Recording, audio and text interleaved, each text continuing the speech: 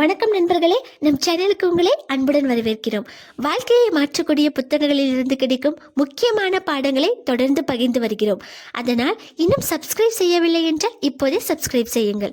இன்று நாம் பார்க்க போகும் ஒரு வாழ்க்கை பாடம் மிகவும் சக்தி வாய்ந்தது. நீங்கள் வேண்டுமென்றே ஒருவரை காயப்படுத்தினால் நாளை அதே வழியை வாழ்க்கை உங்களுக்கு உணர்த்தும். இந்த ஒரு வரி ஒரு புத்தகத்தில் இடம்பெற்றிருந்தாலும் அதன் அர்த்தம் நம் வாழ்க்கை முழுவதற்குமான பாடமாக இருக்கிறது. சில நேரங்களில் கோபத்தில் நம் பிறரின் மனதை காயப்படுத்துகிறோம். இது ஒரு சின்ன விஷயம் தானே என்று நினைக்கலாம். ஆனால் நம்மால் சொல்லப்பட்ட ஒரு வார்த்தை மற்றொருவரின் மனதில் பல ஆண்டுகள் ஆறாத காயமாக இருக்கலாம். வாழ்க்கை ஒரு கண்ணாடி போன்றது. ஒரு கண்ணாடி முன் நின்று நீங்கள் சிரித்து பாருங்கள், கண்ணாடியும் உங்களை பார்த்து சிரிக்கும். அதே கண்ணாடி முன் கோபமாக நின்று பாருங்கள், அதுவும் கோபத்தையே திருப்பி காட்டும். நீங்கள் உலகிற்கு எதை கொடுக்கிறீர்களோ அதையே வாழ்க்கை ஒரு நாள் உங்களுக்கு திருப்பி கொடுக்கும்.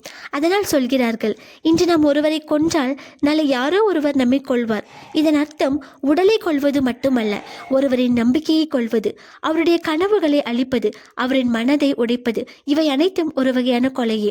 இன்று நாம் விதைக்கும் வெறுப்பு நாளை நம்மை தேடி வரும். இன்று நாம் செய்யும் அநியாயம் வேறு ஒருவரின் கைகள் மூலம் நம்மை வந்தடையும். ஏனென்றால் வாழ்க்கை யாருக்கும் கடன்பட்டு இருக்காது.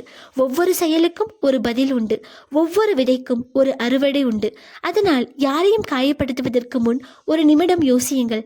நான் செய்கிற இந்த செயல் நாளை எனக்கே திரும்பி வந்தால் அதை என்னால் ஏற்றுக்கொள்ள முடியுமா? பதில் இல்லை என்றால் அந்த செயலை இன்றே நிறுத்துங்கள். ஏனென்றால் வாழ்க்கை ஒரு கண்ணாடி. நாம் காட்டும் முகத்தையே நமக்கு திருப்பி காட்டும். நாம் விதைப்பதையே நாம் அறுவடை செய்வோம். மீண்டும் சந்திப்போம், சிந்திப்போம், வாழ்க்கையை மாற்றுவோம். Bye bye.